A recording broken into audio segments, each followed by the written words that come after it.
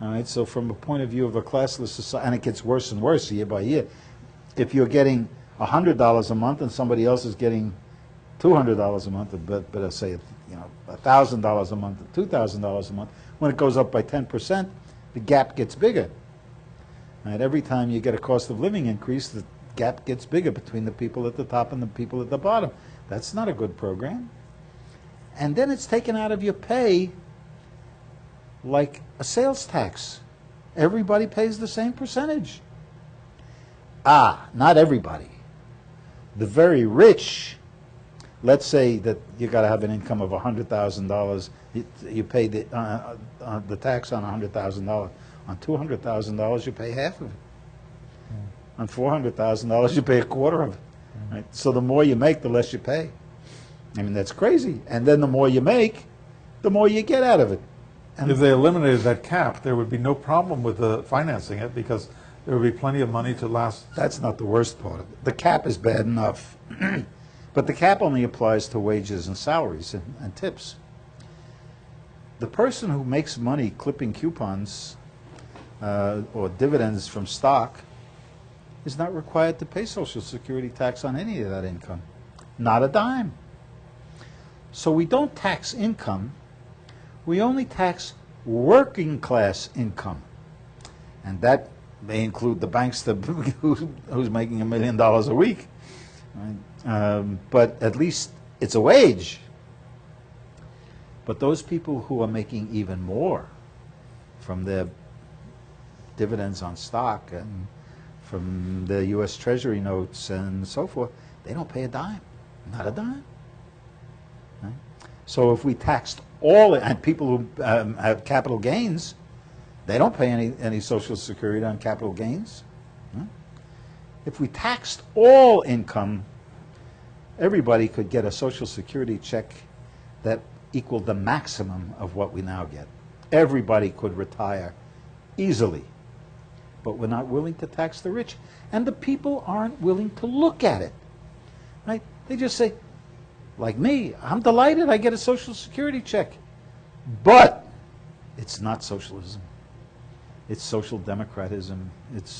And it keeps the class system in place so that the people at the top are worried about the people at the bottom, and the people at the bottom are worried about the people at the top. And we got to eliminate that. Nobody. To each according to need. Right? And that's what production has to be about. We can no longer produce for profit. That is not a goal that can be a stimulus for production. We can only produce for need, not for greed. But from a practical point of view, the Congress that you're running, that you're standing to I'm a candidate for be a the candidate for in the next election cycle. Social Security needs to be defended. Otherwise, we could lose part of what we have. I said it's wonderful. I couldn't live without it. And I know lots of other people who can't live without it. So it's very important to defend what we have, even though it may not be perfect. It's worse than that. It's crappy. But it's the best we got. And we got to look at all the crap and start taking it apart and trying to make things better, not just being satisfied with the dregs and the crap. But one of the things that you're calling crap and want to look at, I think, is one of the wise choices that Roosevelt made when he instituted Social Security. You would take and give more to the poor people, and the more wealthy people you would not give the same amount of Social Security benefit to. Whereas I would say that the choice by the Roosevelt administration to give it equally to everyone. They don't give it equally to everyone. But it depends upon how much you've earned. So it's not equal. But in the more you earn, the more you pay, the more you get. Yes. You think that's equitable? The people who make millions of dollars get more Social Security than the people who make $10 an hour? Well, I think it was a wise choice because the end result is that the more affluent people, and I'm not talking about the super rich that don't even pay into it, but the doctors, for instance, that don't really need the benefits, they get the Social Security the same as a laborer who who maybe actually this is the only source of income. But the result being that you have a broad base of support for the system. And a doctor who may not need it, but still getting that $1,000 check every month is a nice thing to have. He will support Social Security, and you have a broad base of support which allows the system to prosper for many years, 60 years now. It's been a successful system. And I think if, in the beginning, if Roosevelt had only given it to people on the basis of need, it would have been a failure. It could have been given on the basis of everybody pays. First of all, it's not a progressive tax. It's Forbes' form of it's like tithing, right? It's a single rate tax for everybody, regardless of income. But if it had been taxed progressively, and then the top rate was 91%, and then distributed equally, everybody got the same amount out of it. Nobody would be down at the $1,000 level now. We'd all be at $2,000. Right? That's all I'm saying is we got to move in a direction of eliminating class, not in the direction of reinforcing class. And I think it was, maybe it was Harold Ickes, I don't remember, one of his cabinet members said that the programs that Roosevelt adopted saved capitalism. And that's all he wanted to do, was save capitalism. And he did a much better job than Obama's going to do.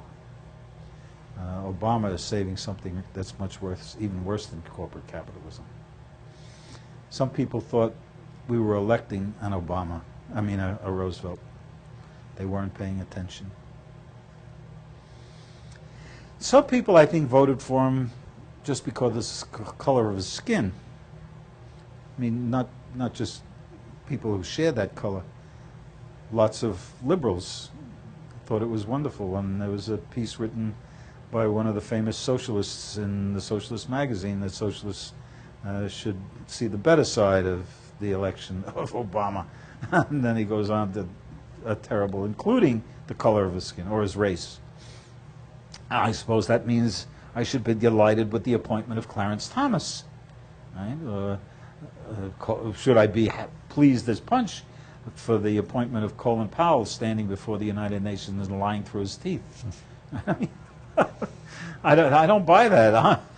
I believe in equality of races. And I support affirmative action not only on basis of race but on basis of gender. So, but that doesn't mean I have to support a Colin Powell or a Clarence Thomas or an Obama. Well, I read both of Obama's books, and I would have expected a lot more from him from the books than what we have. But I suspect that he's limited in what he can do in order to the compromises he had to make in order to arrive where he is, and the people behind him. It's more the party behind him that we're seeing in action. Did he have to appoint Rahm Emanuel as his chief, a guy with joint citizenship in the United States and the genocidal Zionist state of Israel? Did he have to do that? I don't think so. Did he may have in order to retain the support of AIPAC, powerful Democrats. Did he have to reappoint Gates to run the Department of War? I don't think so. I mean, just look at his appointments. Geithner, and he appointed the Bush people. He brought Bush back. He's the black man's Bush. I mean, it's terrible. And he did it voluntarily. I mean, not only did Emanuel, not only does he have dual citizenship, but he was a member of the IDF, wasn't he? He was a soldier for Israel. That explains maybe our special relationship to a fascist government that's engaged in genocide and has been since its inception. The Israeli government you're talking about. Well, I don't use Israel.